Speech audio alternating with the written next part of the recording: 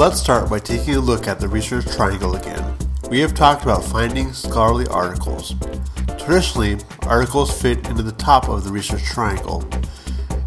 If you do not have a very specific topic, many times looking for articles can seem like looking for a needle in a haystack.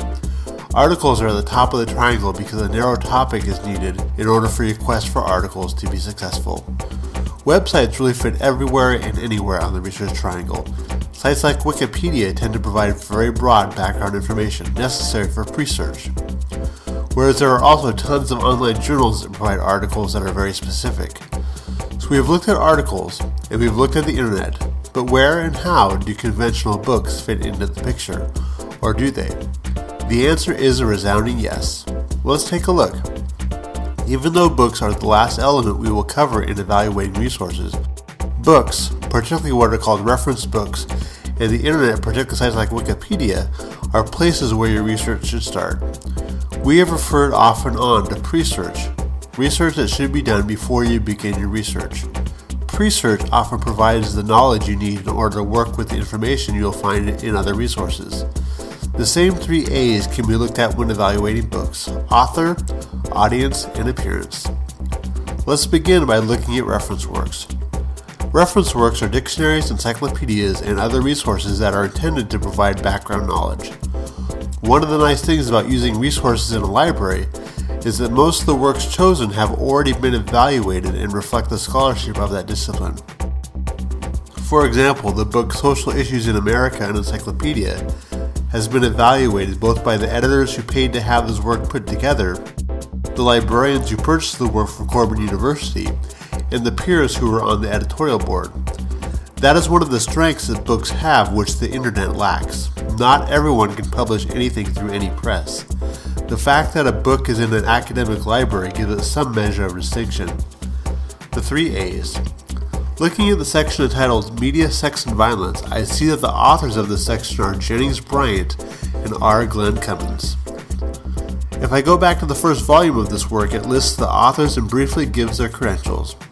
For example, both Jennings Bryant and R. Glenn Cummins are associated with the University of Alabama. If I look a little further on the web, I can get their credentials. This confirms that they are both scholars in this area. Audience and appearance. The audience of this work is likely going to be college students or adults who are looking into topics related to social issues in America. The reason I say this is because the works are black and white. A few graphs here and there, but mostly text. It has a pretty thorough bibliography and provides a good introduction to the various avenues of this topic. It is clear from this that the work Social Issues in America is a good resource. The book is what is typically titled a reference work. It is so labeled because it provides a good overview of the topic. According to the research triangle, this is at the bottom of your research endeavor. It provides a necessary foundation to your research. This is one reason why the reference area is a good place to start your research in a library. So what is the middle part of the research triangle?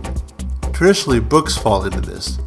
They do not provide a similar overview that reference works do, and they often do not provide the depth of a journal article either. They fill that essential middle ground. It is common to find a book that only has a chapter or two that is related to your research question. Or perhaps there's only a small section related to your research question. In these scenarios, it is fine to only read that chapter or a few pages that relate to your research question. At this point, you should have done enough pre-search to establish the necessary background knowledge to be familiar with what the author is talking about. The amount of books you use will vary depending on your research topic. We have discussed the 3 major venues through which you will find information for a research paper.